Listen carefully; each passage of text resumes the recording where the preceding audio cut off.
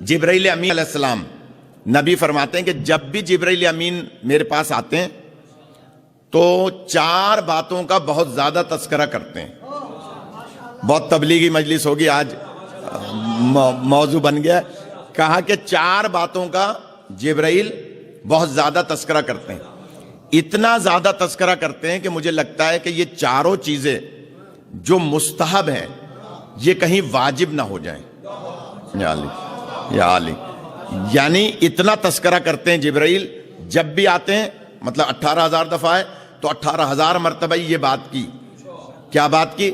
सबसे पहली चीज अपनी उम्मत से कहें कि नमाज शब की कोशिश करें कि पढ़ें।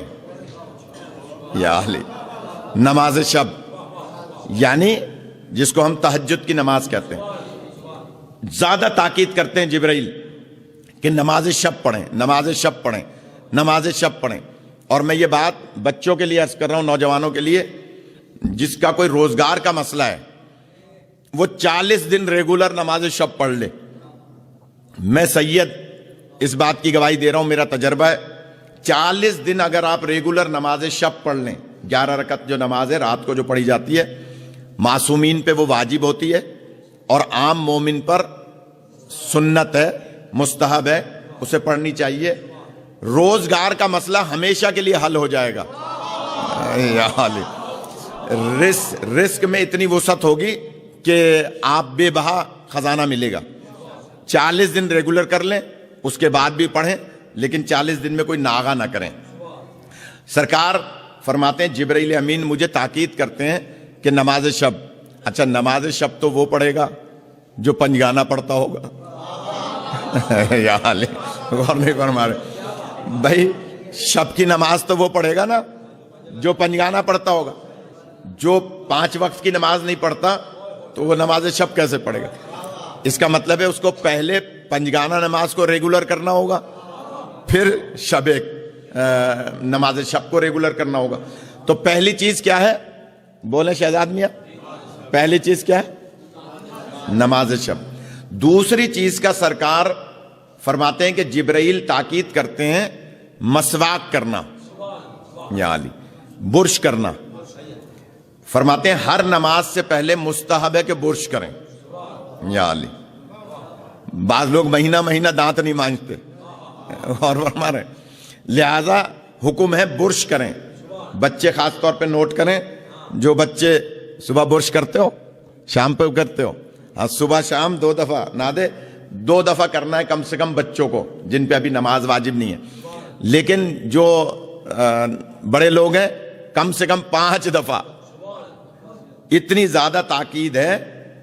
चलें आप नमाज 5 नमाजों को गोया फजर में, जोहरैन में, मगरिबैन में तो 3 दफा बुर्श कर लें, लेकिन हुक्म है कि ताकीद है बुर्श करें, यानी मिसवाक करें। तीसरी चीज है पड़ोसी का एहतराम। या अली, गौर फरमा रहे, पड़ोसी चाहे आपका काफिर ही क्यों ना हो। या अली, यहां तो कहते हैं ना भाई ये बराबर में देवबंदी है या अहले हदीस है या बरेलवी है या फलां है। नहीं, अगर दीवार से दीवार मिली हुई है, अगर काफिर भी है तो भी उसका एहतराम वाजिब है। या अली, पड़ोसी का एहतराम करें। मेरे ख्याल में आप थक रहे हैं या बोर हो रहे हैं, तो अब क्या करूं, बात आ गई है तो अर्ज करनी है कि पड़ोसी का एहतराम और पड़ोसी के हुकूक एक जुमला है।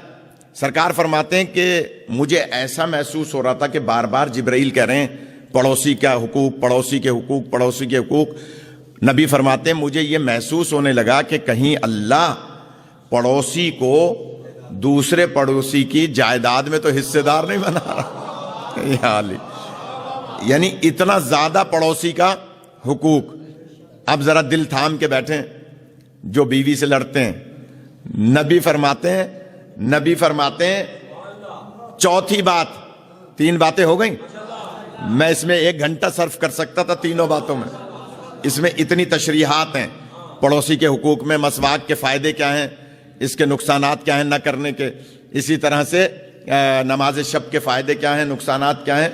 मैं पूरा 1-2 घंटा बोल सकता था, लेकिन मुझे आगे जाना है, बहुत कुछ पढ़ना है। کہ جناب تیسری چیز ہے پڑوسی کا احترام، چوتھی چیز نبی فرماتے ہیں جبرائیل جب آتے ہیں مجھ سے کہتے ہیں کہ اپنی امت سے کہو کہ اپنی بیوی کا احترام کریں. یا حال اور فرما رہے ہیں. اب خاموشی تو شرط ہے، کیونکہ ہمارے ہاں تو ماحول ہی نہیں ہے. ہمارے ہاں تو گھر میں داخل ہوتے ہی بیوی کو جاہل کہتے ہیں. یا حال ذرا سی بات ہوتی ہے، ذرا سا کوئی سالن میں نمک تیز ہو گیا تو کہا تم تو جاہل ہو. ذرا سا کھانا پکانے میں دیر ہو گئی، حالانکہ کھانا پکانا شریعت میں بیوی کی ذمہ داری نہیں ہے. یا غور فرما رہے ہیں. یہ ہماری معاشرتی بات ہے، بیوی کی شرعی ذمہ داری نہیں ہے.